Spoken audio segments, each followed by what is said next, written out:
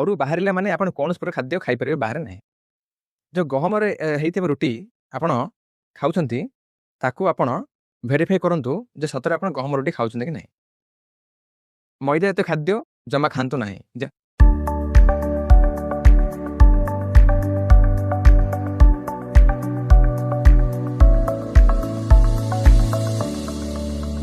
ମୁଁ ଡକ୍ଟର ସନ୍ଦୀପ କୁମାର ରଥ, medicine specialist. ଆସନ୍ତୁ ଆଜି ଗୋଟେ ବହୁତ ଇମ୍ପୋର୍ଟାଣ୍ଟ ଟପିକ୍ ଡିସ୍କସନ୍ କରିବା।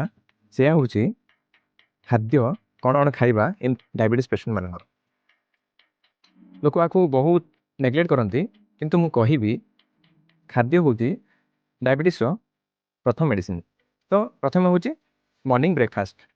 ସକାଳେ ବ୍ରେକଫାଷ୍ଟରେ ସବୁବେଳେ କ'ଣ କ'ଣ ଖାଇପାରିବେ? ଗଜାମୁଗ, ମାଣ୍ଡିଆ, ଦଲିଆ, ବେସନ ଛତୁଆ, ବେସନ ଚକୁଳି, ଇଡଲି ଏସବୁ ଜିନିଷ ଖାଇପାରିବା। ତା ସାଙ୍ଗରେ ମଧ୍ୟ ଆମେ ଯଦି ଯେଉଁମାନେ ନନଭେଜ୍ ଖାଉଛନ୍ତି ଅଣ୍ଡା ମଧ୍ୟ ଖାଇପାରିବା। ନେକ୍ସଟ ହେଉଛି ଖରାବେଳର ଖାଇବା। ଖରାବେଳେ ଖାଇବାରେ ଆପଣ ଭାତ ଖାଇପାରିବେ, କିନ୍ତୁ କ୍ୱାଣ୍ଟିଟି ହେଉଛି 2 ମୁଠା। ଆପଣ ହାତରେ ମୁଠା କରିଦେବେ, ଆପଣ ନିଜ ମୁଠାରେ 2 ମୁଠା ଭାତ ଆପଣ ଖାଇପାରିବେ। କିନ୍ତୁ ଲୋକମାନେ କହିବେ ସାର୍ ମୋ ପେଟ ତ ପୁରିବନି। ସେଇଥିପାଇଁ ଆପଣ ଭାତ ଖାଇକି ପେଟ ପୁରାନ୍ତୁ ନାହିଁ। ତା ପାଖରେ ଯେଉଁ ଆମର ପନିପରିବା ଜାତୀୟ ସବୁ ତରକାରୀ ଅଛି, ଭଜା ଅଛି, ଛେନା ଅଛି, ମସରୁମ୍ ଅଛି, ଅଣ୍ଡା ଅଛି, ମାଛ ଅଛି, ଚିକେନ୍ ଅଛି, ଏସବୁ ଜିନିଷ ଆପଣ ଖରାବେଳେ ଖାଦ୍ୟରେ ଖାଇପାରିବେ।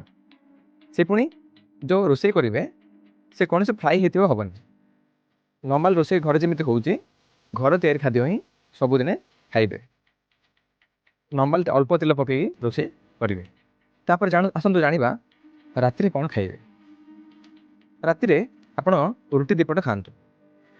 ଯେଉଁ ଗହମରେ ହେଇଥିବା ରୁଟି ଆପଣ ଖାଉଛନ୍ତି ତାକୁ ଆପଣ ଭେରିଫାଇ କରନ୍ତୁ ଯେ ସତରେ ଆପଣ ଗହମ ରୁଟି ଖାଉଛନ୍ତି କି ନାହିଁ। ସେଥିରୁ 2 ପଟ ରୁଟି ଆପଣ ଖାଇପାରିବେ। ତା ସାଙ୍ଗରେ ବିଭିନ୍ନ ପ୍ରକାର ପନିପରିବା, ଭଜା, ତରକାରୀ, ବିଭିନ୍ନ ପ୍ରକାର ଚଣା ଜାତୀୟ ଖାଦ୍ୟ, ଡାଲି ଜାତୀୟ ଖାଦ୍ୟ ଆପଣ ଖାଆନ୍ତୁ। ଯେମିତିକି ହେଲା ବୁଟ ଡାଲି ହେଲା, କାବୁଲି ଚଣା ହେଲା, ମଟର ଚଣା ହେଲା, ଏସବୁ ଜିନିଷ ଆପଣ ଖାଇପାରିବେ। ବିଭିନ୍ନ ପ୍ରକାର ପନିପରିବା ହେଇଥିବା ତରକାରୀ, ଭଜା ଆପଣ ଖାଆନ୍ତୁ। ଭେଜ୍ରେ ଯେଉଁମାନେ ଖାଉଛନ୍ତି ମସରୁମ୍, ପନିର ଆପଣ ଏଡ୍ କରିପାରିବେ। ନନ୍ଭେଜ୍ରେ ଅଣ୍ଡା, ଚିକେନ୍, ମାଛ ଆପଣ ଖାଇପାରିବେ। ସେ ପୁଣି ଘର ତିଆରି ଖାଦ୍ୟ ହେଇଥିବ। ତ ଏହା ହେଲା ଆମର ରୁଟିନ୍ ଖାଦ୍ୟ ପ୍ରଣାଳୀ ଡାଇବେଟିସ୍ ରୋଗୀମାନଙ୍କର। ତ ନେକ୍ସଟ ଆସନ୍ତୁ ଡିସ୍କସନ୍ କରିବା କେଉଁ ଫଳ ଆପଣ ଖାଇପାରିବେ। ତ ଫଳ ଆପଣ ଯେତେବେଳେ ଖାଉଛନ୍ତି ସେଇଟା ସବୁବେଳେ ଆପଣ ଚେଷ୍ଟା କରନ୍ତୁ ଖାଲି ପେଟରେ ନ ଖାଇବା ପାଇଁ। ଖାଇବା ପରେ ଖାଆନ୍ତୁ।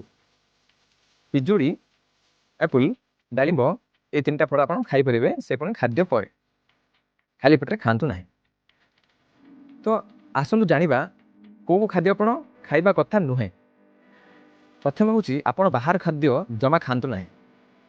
ବାହାରେ କୌଣସି ପ୍ରକାର ଖାଦ୍ୟ ନାହିଁ। ଘରୁ ବାହାରିଲା ମାନେ ଆପଣ କୌଣସି ପ୍ରକାର ଖାଦ୍ୟ ଖାଇପାରିବେ ବାହାରେ ନାହିଁ। ସବୁ ଯାହା ବି ଖାଇବେ ଘରୋଇ ଖାଦ୍ୟ ଖାଆନ୍ତୁ। ଆପଣ ଜାଣିପାରିବେ ଘରରେ କ'ଣ ମିଶୁଛି କ'ଣ ନାହିଁ, ସେଥିପାଇଁ ଆପଣ ଘରୋଇ ଖାଦ୍ୟ ଖାଆନ୍ତୁ। ଛଣାଛଣି ହେଇଥିବା ଖାଦ୍ୟ ଆପଣ ଜମା ଖାଆନ୍ତୁ ନାହିଁ। ଆଉ ବାହାରେ ଯାହା ବି ହେଲା ବିସ୍କୁଟ, ଆଇସ୍କ୍ରିମ୍, କୋଲ୍ଡ ଡ୍ରିଙ୍କ ସେସବୁ ଜମା ଖାଆନ୍ତୁ ନାହିଁ। ମଇଦା ଜାତୀୟ ଖାଦ୍ୟ ଜମା ଖାଆନ୍ତୁ ନାହିଁ। ଯେମିତି ହେଲା କେକ୍ ହେଲା, ପେଷ୍ଟ୍ରିଜ୍ ହେଲା, ଏସବୁ ଖାଦ୍ୟ ଖାଆନ୍ତୁ ନାହିଁ। ମଟନ୍ ଖାଆନ୍ତୁ ନାହିଁ। ଏସବୁ ଖାଦ୍ୟ ଆପଣ ଖାଇପାରିବେ ନାହିଁ। Thank you.